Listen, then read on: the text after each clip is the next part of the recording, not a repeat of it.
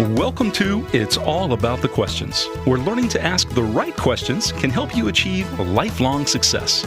Now, here to help you ask all the right questions is award-winning author, international speaker, and business strategist, Laura Stewart.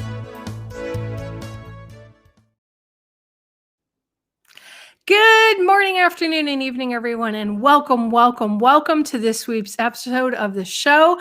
It is going to be another fun episode, and I know I say that, but I really mean it every single week. And based on the feedback from all of you and the fact that you've made this show one of the top 5 podcasts worldwide, you obviously think it is a really great show. So thank you for sharing it. Keep sharing it, rate it, review it, and most of all, comment. Let us know what you think. Let me know what you think, and my guests know what you think of all that they're sharing with you.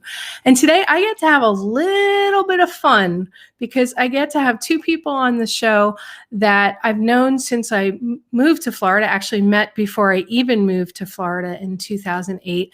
And it's a father-daughter team that are working together, but I knew them when they weren't. And I knew Tara Johnson when she was a lot younger than she is on the show today. And I've got to watch her grow into herself and the beautiful woman that she is today. And Neil and I have gotten to know each other over the years as well. So I want to welcome Neil and Tara Johnson to the show. Welcome. Hi, Laura. It's so great to have you guys here. I mean, I moved here in 2008, but Neil, I knew you before then because of Roger and Michelle Werno. And Tara, I got to watch you, grow up over the last whole bunch of years and come into your own as an incredible business leader as well. And now the 2 of you are working together at doing mortgages. And Neil, that's what you were doing when I first met you. And what is it? United Home Mortgage is now? Union Home Mortgage. I always want to call it United. I don't know why. No, you're not alone. Okay. Well, maybe you need to consider a DBA or something like that. Yeah, I don't think the CEO would like that. I don't think so either, but you never know. We could always try, right? Yeah. Now, the 2 of you have had incredible careers on your own, and now you decided to work together. I really need to know what made you guys make that decision and what's it like. Neil, you want to start? Sure. Tara spent 10 years in the banking industry with Washington Mutual, then Chase, as they were acquired, and built a baseline of knowledge in the financial services industry. But I've been doing this for decades, and I know that this is a better way to grow in this side of the industry, both professionally and financially. And so a little over 4 years ago, we chatted and brought her in to learn this side of the business, which, she's done extremely well. And it takes a while to kind of get to know the nuances and the guidelines that change every day. But it's just an opportunity for her to, take her career to the next level as I'm getting older and start to, take mine to the, what are you laughing about? I'm older than you. Getting older. Kind of start, transitioning that to where, she can take on more, I can take on less. So it really, I jokingly say it's kind of a retirement plan. But I'm only half kidding because it really is. As she learns more and can take on more, I can do less, stay involved as much as I want to. And she's just done a really good job, specifically with, as I've learned over the years, how important it is in a community like ours.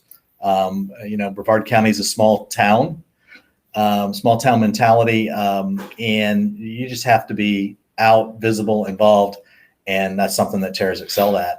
So, very proud. Tara, you want to jump in on that? So I had done various jobs early on. I had 3 jobs at one point and still couldn't really pay my bills. So Dad's like, why don't you do what I did? And you see how, you see where I'm at in my life. And why don't I kind of show you what I did? And if you want to follow it, cool. And that's what I did. So he was working at Chase or at Washington Mutual at the time when I started. He was doing business banking. And there was a teller position open. So that's where I started and moved up to various management positions in Chase, and then he had decided that he needed somewhere to refer his clients when he decided to retire. So why not bring a family member in and, keep the business? So that's kind of where it went. Well, it's interesting because hearing it from what you both just said, and then having watched it from the outside, I remember the first day you got a job as a teller, Tara. And we were all like, yeah, go Tara, and then as you moved up through the banking hierarchy, and then watching Neil go through over the decades, right? The highs and the lows of the mortgage industry, and somehow managing to maintain this level of integrity throughout that we all know didn't always happen in the mortgage industry. And then watching this growth, right, between the two of you as father and daughter, it reminded me a lot of my relationship with my dad, where he just wanted me to excel at whatever I did. I never thought that the two of you would go into business together. I didn't either at all. Because I had a totally different path in mind. I didn't think that banking was going to be my career at all. And I ended up loving it more than I thought that I would. Was it the banking side that you loved of it, Tara, or was it the aspect of the people and how you were helping them? I think both, because I didn't know that I was a helper early on, because I a little bit avoided people. I didn't, when I first started being a teller, and I kind of learned through that when you do something nice, like here's a fee refund because you really needed it and you are nice about it and you're not screaming at me about it, it made them feel good. It made me feel good. So I kind of realized through learning that in the teller world, just help people. It makes you feel better about yourself. So I realized I am now a full-blown helper and I kind of seek out to help people in various ways through the chamber and through everything else. But it was a real big lesson that I didn't even know I needed to learn. Well, and I think too, just to add to that a little bit, that's exactly true. And as you grow up in the banking business, I've never been a teller, don't ever want to be a teller, but spent a lot of early years in banking. There was a 7 in the front of the digits when I started in this business, but you are a helper. And I think the best part about being in this part of the business, in the mortgage side, is you're really changing people's lives. You're talking about their housing, and, we have the opportunity to, help people with their housing needs. And as most financial advisors and experts will tell you, homeownership is a pathway to wealth. And so we truly do get to impact people's lives. And until you're in it and do it for a period of time, I'm not sure that you really understand that. I never forget the first time I bought a house. I'm in my 3rd or 4th house at this point in time. And when I was picking realtors, right, to help me find my house, to me, I had to find the person who really got me, who understood me, that there was a human element to it. And I never realized that the mortgage side of it needed to be that same way. And when I look at the two of you, I see a father-daughter team, not only in your business, but in life, with so many of the different things that you've done. So, Neil, when you look at Tara in your business now, what are the things that come to mind about the way she's grown up and lessons that you've perhaps learned from watching her? Well, I think it's just sometimes people have to be pushed out of their comfort zone to do things they don't want to do. But once they do that and realize that it's not as bad out there, interacting with people and being, involved in community organizations and taking on leadership roles within those organizations, it's really not as bad as it looks, because you really get to interact with a lot of really, really cool people. at first I had to force her to do that. I mean, her first role with the chamber was an ambassador because I told her she was going to be an ambassador. It was a big push. I didn't want to do it. And the comment was, I can tell you as your dad, or I can tell you as your boss, or I can tell you as both, but either way, you're going to get the same answer. You're going to be an ambassador. Mm-hmm. Because if you're going to be successful in this business, in this community, people got to know who you are. And, so, and then watching her just, kind of take that on to where, that was roughly 4 years ago. And now she is the chair of the ambassador program for the Melbourne Chamber. So, just watching that growth and the change in the personality and the transition from, aren't you Neil's daughter, to now the more common thing that I hear is, aren't you Tara's dad? That's a huge moment when it shifts from Neil's daughter to Tara's dad. Mm-hmm. How does that feel for you, Tara? It's cool because early on I didn't want recognition. It was, I don't necessarily know if it was embarrassing, if you want to use that term, but it was uncomfortable to where I didn't want the spotlight on me at all. And I still, to a point, don't necessarily want it on me, more like a team, but I do. It's cool with some of the recognition that I've gotten recently, like knowing that it's making me grow personally and professionally. So it's cool to have those awards and stuff behind you to show your experience in the community. Well, it lets people, and it lets you know that people recognize what you're doing. Yeah. Now that had to be a challenge throughout COVID in terms of doing the name recognition, keeping yourselves out there with the ambassador thing. While at the same time, I would imagine that your mortgage business was so crazy busy because here in Florida, home sales were like hotcakes. I mean, you listed it and it sold without even somebody coming to see the property. It's getting faster too right now. Yeah, I mean, and I think the organizations and the company that we are affiliated with did a really good job of utilizing the technology. Now, I'm hopeful that hasn't replaced the human element of what we do, and I don't think it has. I mean, you can already see as things open back up, people just are just aching to get out, be with people, have the in-person meetings, and it's starting to happen. And you can tell by the attendance that people need that. People need the human interaction.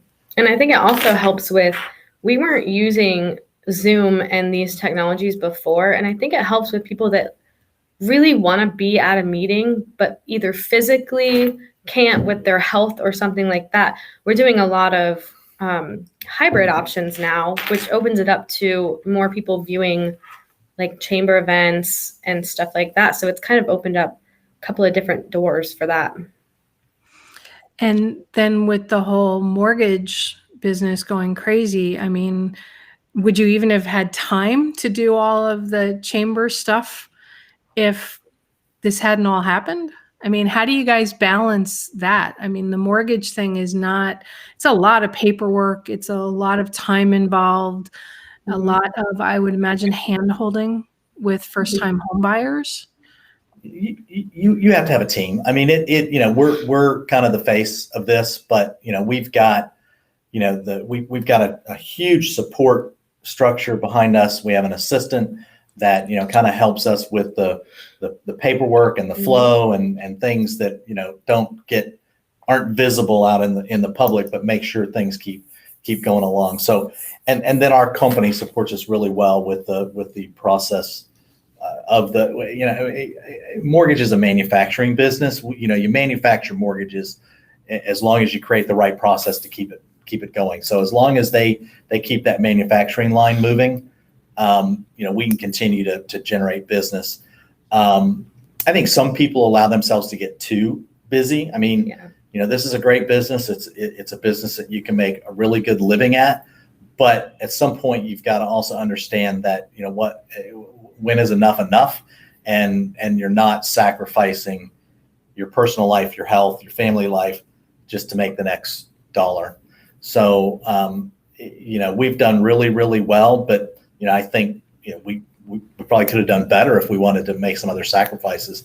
And I think you got to decide where that line is. What are you willing to sacrifice? And that changes. I mean, I'm less willing to sacrifice now than I was 30 years ago. Yeah, I mean, it's about a balance, but it's about having the right people around you. It's not just us. I mean, we're it's called the Neil Johnson team, but it is not just the two of us. It's a whole. It's an assistant. It's the manufacturing line that sits behind us and makes sure that these things keep moving. All right. Well, let's talk about that whole sacrifice thing. Neil, you've alluded several times to slowing down and eventually retiring or choosing what you're going to do inside the business. Tara, you're growing your career. How do the two of you juggle the fact that you're at two different places in your lives right now? And Neil, that you're trying to teach Tara everything you know at the same time.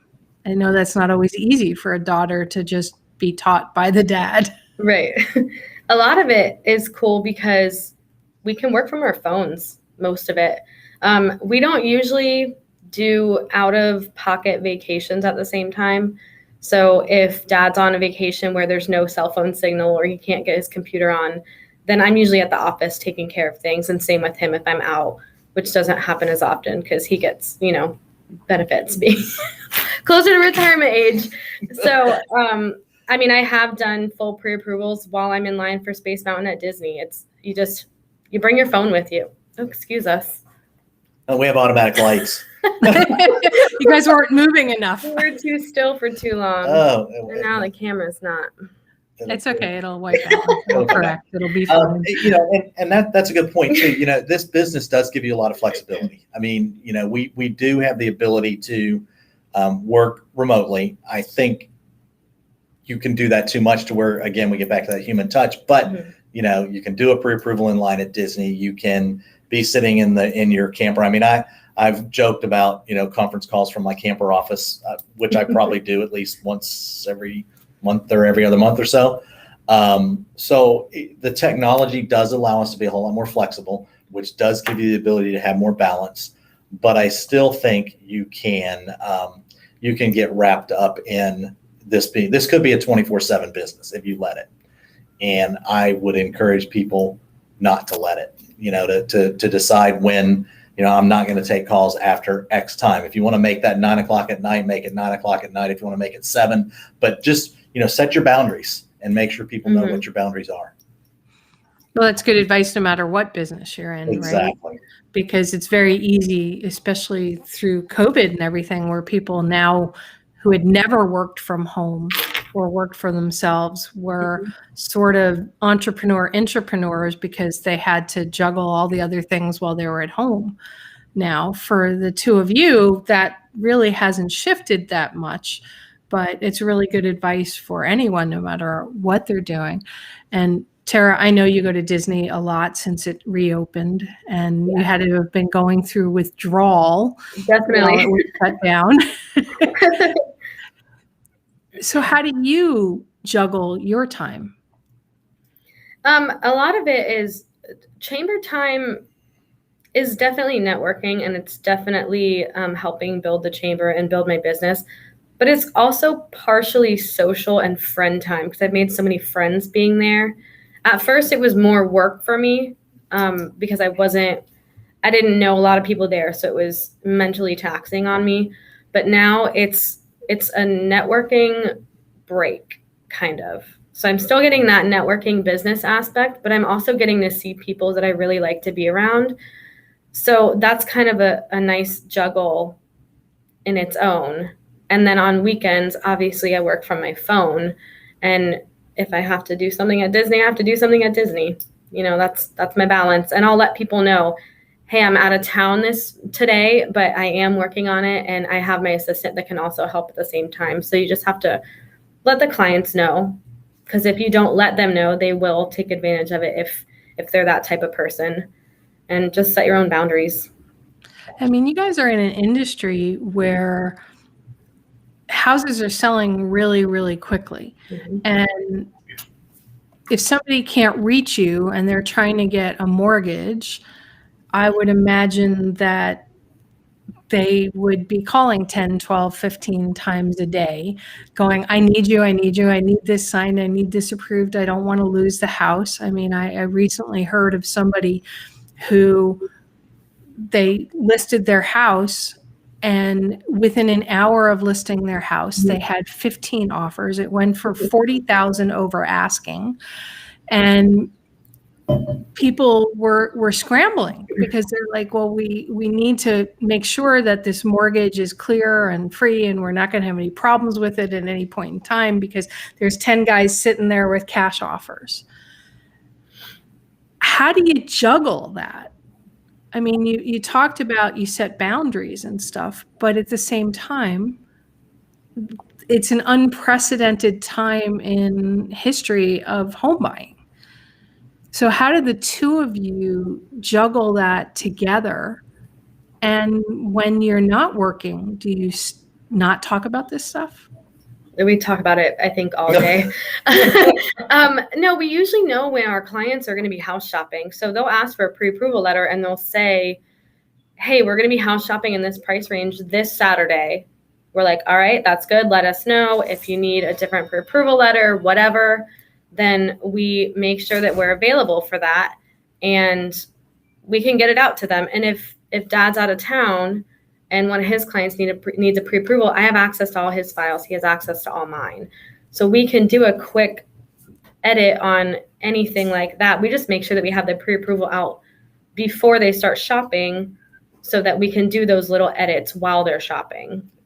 And the technology allows us to be a little more flexible with that. But I think you also have to be, because there are times where you are not accessible, they will go somewhere else. Mm-hmm. And you have to be willing to let that happen occasionally. I mean, I don't like to lose anything. I don't like to lose at anything. But, I know that.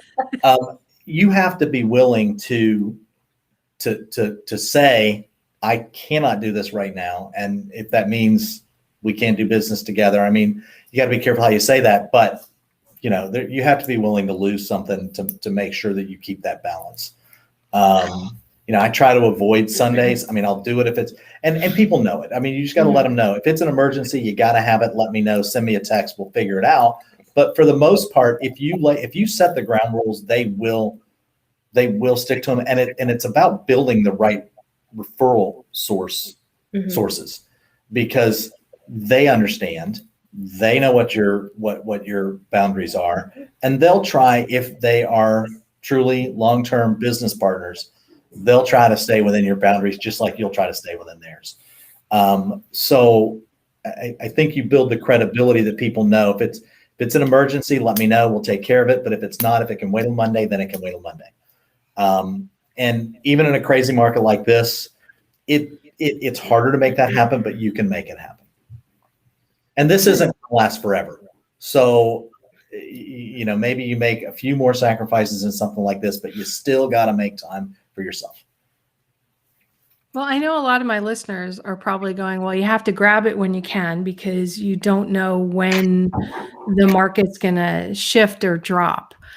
And Neil, you've been through ups and downs throughout your entire career. How are you teaching Tara to weather that? I think you just put away what you can, obviously, make sure you have that safety net. Focus on one of the things that I think people in our business get wrapped up in, when you have a low rate environment, you have a lot of refinances, and you can get bogged down doing refinances that are very rate sensitive. And so when the rates change and those start to go away, then you're going, okay, now I need to go back to my referral sources and try to get them to start doing business again. Well, they've since found somebody else that can handle it while you're tied up in refis. So our business model, my business model, and what I try to pass along is focused on purchase business and referral sources that send purchase business. Because even when things slow down, I think the late 2000s was probably an anomaly because it almost came to a grinding halt. But I don't see that necessarily happening again, my opinion.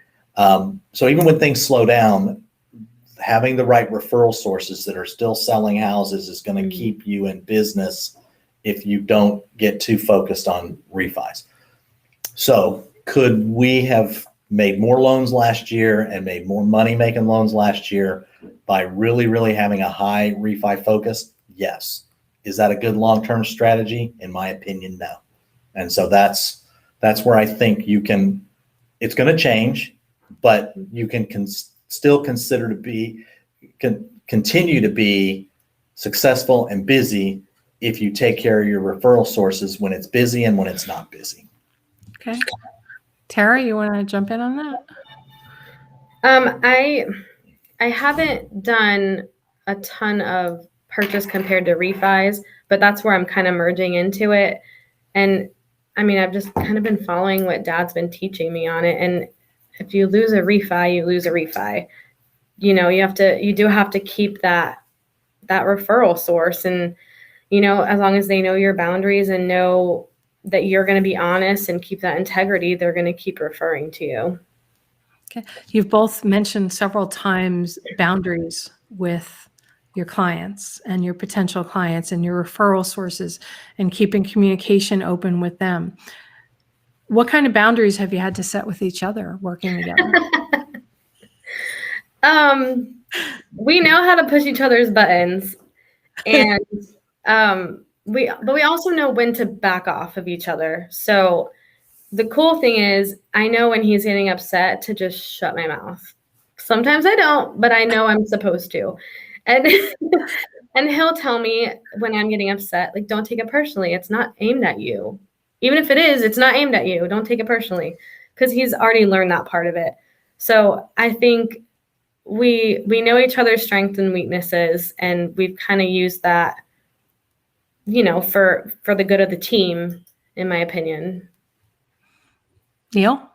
It's really the same thing. It's just the advantage and disadvantage of knowing each other as well as we do is sometimes it can get too comfortable, too familiar. So I think understanding that when we're here, when we're working, and when we're playing, and sometimes they overlap, but try not to let those overlap too much. But just understanding that, the conflicts are going to happen, but it's business. It's not personal.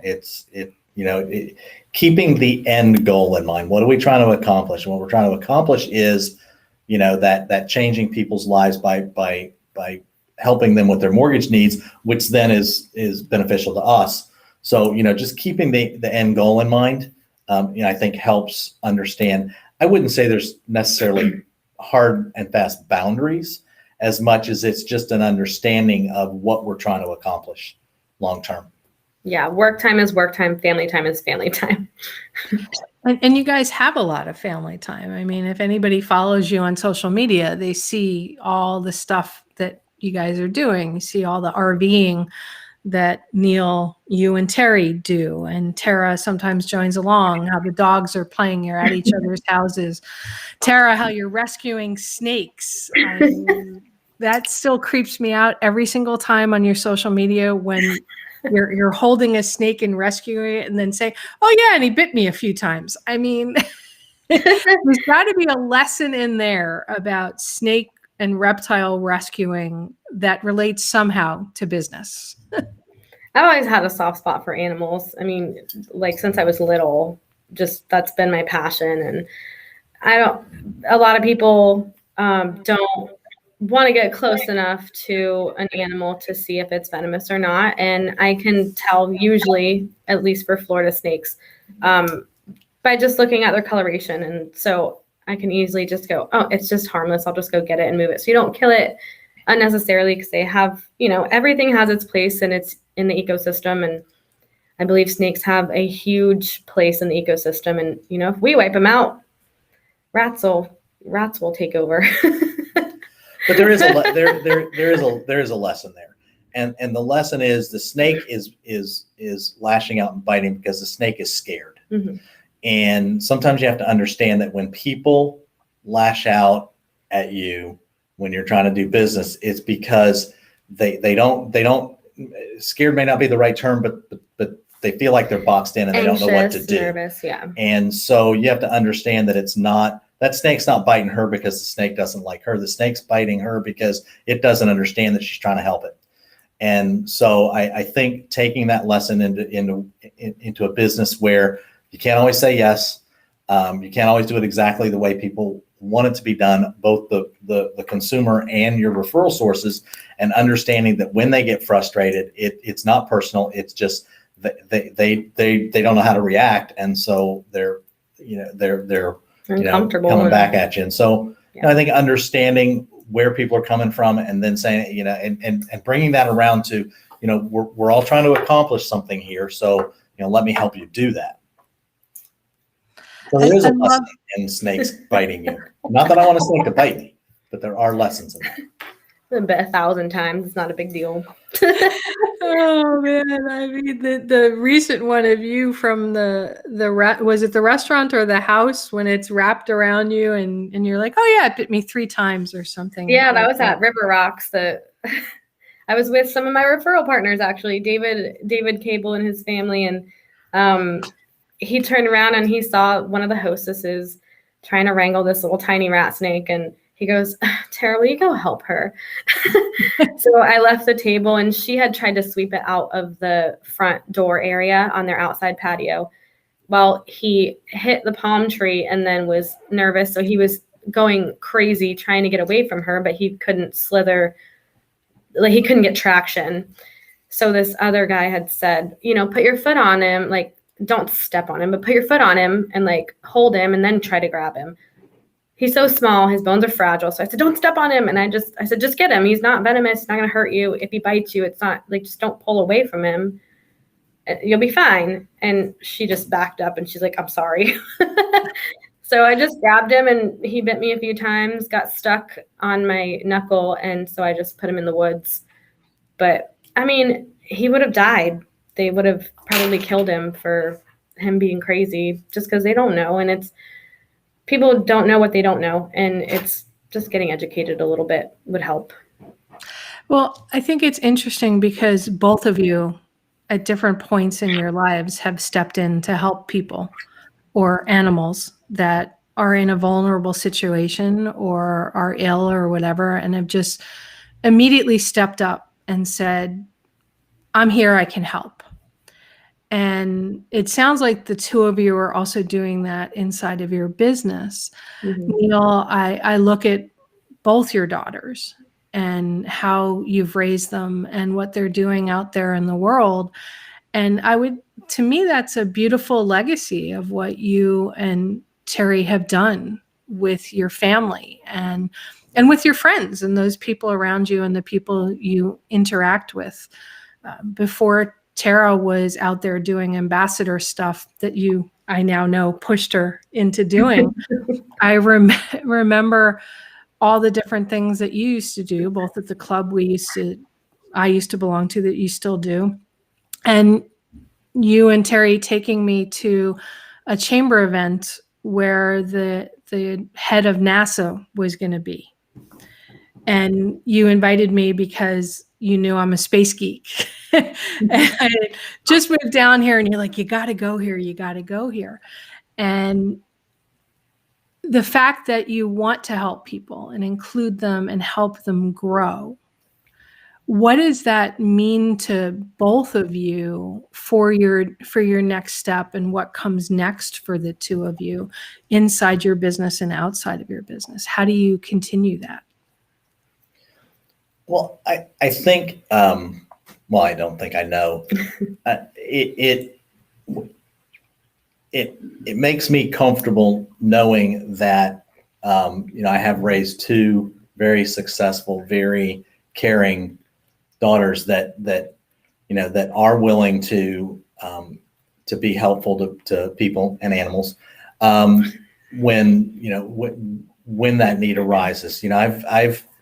I've been very fortunate in the fact that the things that I've done in this community have given me a certain level of visibility and recognition to where I do get to interact with, generals and astronauts and heads of space centers CEOs and stuff. That's just, I would have to say very lucky in the fact that, my career has put me in places to be able to do that. And I think, sharing that and that's where the understanding comes in that it is important to be out and be visible because people do business with people they know and people they like. In this age where you can push a button and kind of get what you want, that special touch is not as prevalent as it used to be. And I think when you add that, people like it. And so, just continuing to let both, my kids know and the people I interact with that, I believe that the personal touch is important and always will be. I hope it always will be. Tara? I think that realizing that you're a helper, because I didn't, obviously at the beginning I had said I didn't know that that's one of my personality traits. I think realizing it, you can utilize it to obviously benefit the people you're helping, but it also jumps back and benefits you a little bit too in your personal life and your business, because it can help you grow. It can help other people. Like if you mentor other people, it helps other people that way. And it also helps with visibility in your personal and business life. So also I've been fortunate like Dad to do that same thing because of him. You've both paid it forward quite often, on the business side of it. What about the other sides of your life, melding the two of them? Oh, the lights were out. They didn't move enough.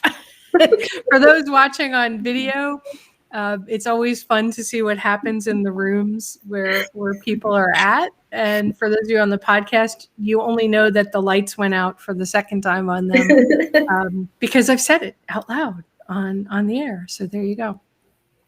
So for the two of you with the business stuff, we've talked about that and how you treat your clients. What are you doing outside of that? Are you doing a lot of things together as father and daughter? Is that less time being spent doing that now because you spend so much time together at work? What's that like?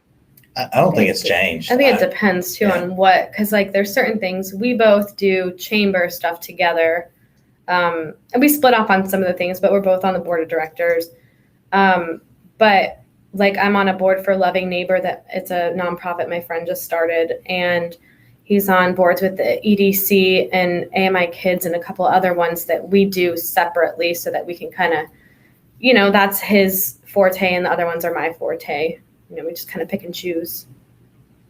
Well, and two, if we were on the same boards together, then, that doesn't really give her an opportunity to, kind of really make her own, which obviously she's done because I'm now Tara's dad. But if all I'd have done is just brought her along to the things that I do, all I did was give her a start by pushing her into something that I was already involved with. But if I limited it to that, then she would always just be, Neil's daughter on the board with him. But the fact that she's taken that opportunity and expanded that into things that I'm not involved with, because I don't even really know what Loving Neighbor does, but it's given her the opportunity to kind of create her own identity as a leader in the community, and still be able to fall back on the experiences that I've had, and I think that helps. That gives her the benefit, but she's got to do it herself. I mean, I can create the opportunity, but I can't take advantage of it for her. Tara, I thought it looked like you wanted to say something. No, I was just nodding. Yes, I agree. All right. One of the things that listeners on my show, whenever I have an episode where we've got family members, parents and children growing into their businesses, one of the big questions that comes up all the time is, how do you let go?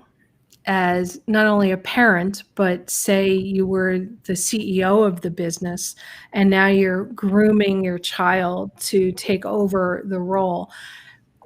It's a struggle that a lot of my listeners have because they're like, oh, I want to bring a family member into the business, but I'm struggling with how I let go control, let them make perhaps mistakes of their own and not jump in, but let them learn. So, Neil, what would be your advice for that? And how do you handle those moments where you're like, no, you should do it this way because that's the way I've always done it versus, okay, I'm just going to let her try. Well, I in some ways, at that point, you have to treat them as you would any other person that is working for or with you, and you have to allow them to make mistakes. You don't want them to be critical mistakes, so sometimes you just have to say, we just can't do it that way because we just can't. But I think instilling in people an understanding that when you come to me with a situation, I don't even want to say a problem, situation or a challenge, try to come with what your suggested solution is. Don't mean we're going to do it that way, but I think always making sure people understand that don't just come to me with what's not working. Come to me with something that's not working right and how you would fix that. And I think our company instills that in us because they take our suggestions and they've actually implemented suggestions that both of us have made since we've been over here.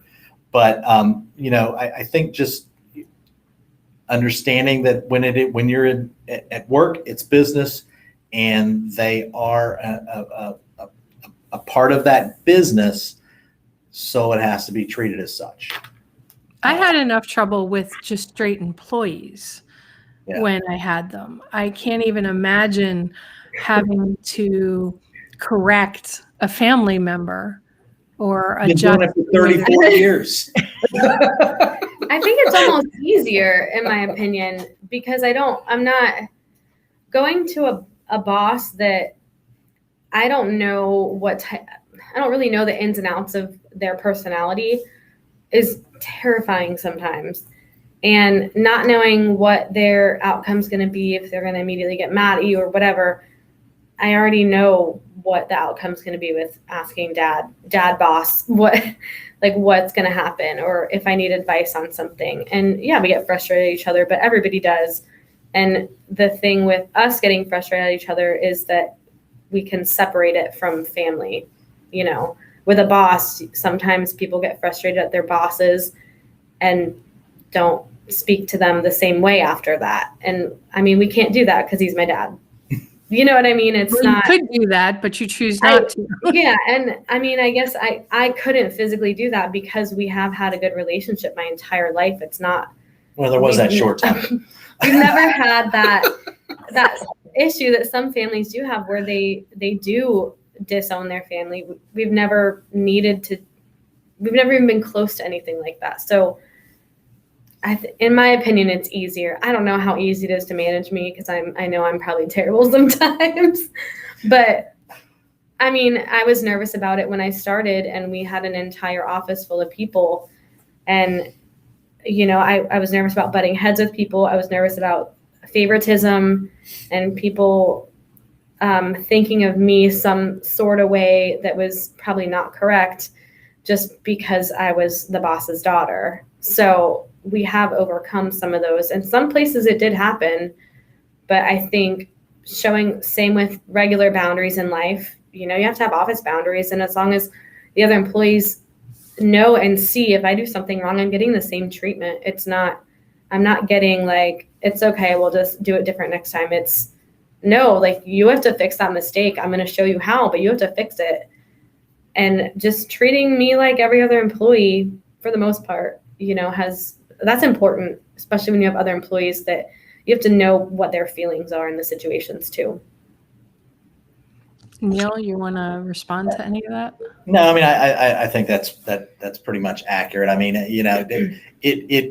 I would say it's easier and it's harder, both, when there's a family relationship, because, understanding that the decisions you make are impacting not just somebody's life, but your child's life. So, it does create a different dynamic. But I think, again, if you go into it with the idea that we're trying to build something together, and at some point we'll be equals, and at some point I will not be the driving force of this, and in my opinion, the sooner the better. But so again, and I said it before, I think you got to set that end goal, and then realize that everything we do is to get us there. And sometimes we don't agree on the path to get there, but that's where we're trying to get. What would each of you say is your favorite part of working together, and your least favorite part? Well, I would just tell you, not everybody gets to spend virtually every day with their kid, and so that is, and her sister's probably going to see this and say, well, I don't get that, but you moved to Texas. Well, she moved away. I mean, come on. But I I think that's a huge opportunity. Okay. What's your least favorite part? They were both. Oh, is there a least favorite part? If there is one, there doesn't have to be. Be honest. I don't really have a least favorite part. I mean, sometimes, again, when I say it's easy and it's hard when you have a family member that you're basically responsible for professionally as well, sometimes having to say, look, that's just, you can't do that. You just can't. The way you do that is wrong. It's just not going to work that way. And you just need to do it this way. That's not, the favorite, and that's not my favorite part with any employee, but it's probably a little harder when it's your family member, but it's important, and you got to realize it's got to be done. Nobody's going to grow. Nobody just learns this and does everything right, and then all of a sudden, there they are, they're done. So people have to be guided and corrected and chastised, and chastised is probably not the right word, but directed. And I think it's learning how people develop and how they learn and how they take direction, as you would with any employee. That's probably easier with a family member because you've been doing it longer. Right. So, I mean, I understand what motivates her. I understand what upsets her. Don't always necessarily avoid those, but I know. And so I think that's an advantage. Right, because sometimes you have to lift up, and sometimes you need a course correction. Yeah. So you need to do both of them. Tara? Yeah. Same with the quality time thing. It's nice. It's nice just to be able to hang out with Dad, especially at events that at the beginning where I was really nervous to even talk to people I didn't know. It was nice to be able to follow him around a little bit and get introduced. And then once I knew those people, I could go up to them later on. Also being able to talk to a boss and not feeling nervous about how the conversation's going to go, because I've been talking to him my entire life. So I know how it's going to go. And then, I mean, I don't have a least favorite part, but I guess the challenging parts are we do know how to push each other's buttons. And sometimes, because we are both very stubborn and we are both very competitive, that sometimes clashes. And we do know how to dissipate that, but we also are sometimes too stubborn to actually dissipate it. Okay. Not me. For those who are just listening on the podcast, it's worth going to the video portion just to see the looks on their faces and the little asides that were going on visually during this portion of it.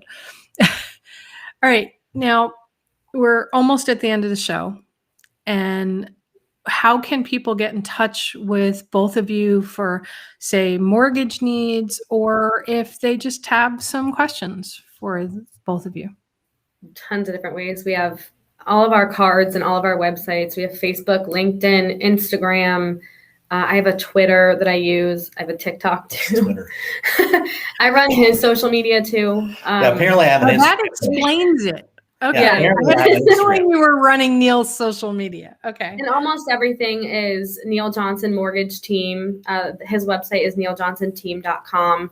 And then all of my stuff is Tara Johnson at Neil Johnson Mortgage Team. So if you Google his name, my name, all the first things that should come up are our Google listings, our business websites, our Facebook pages. So it's really easy to find us if you know our names.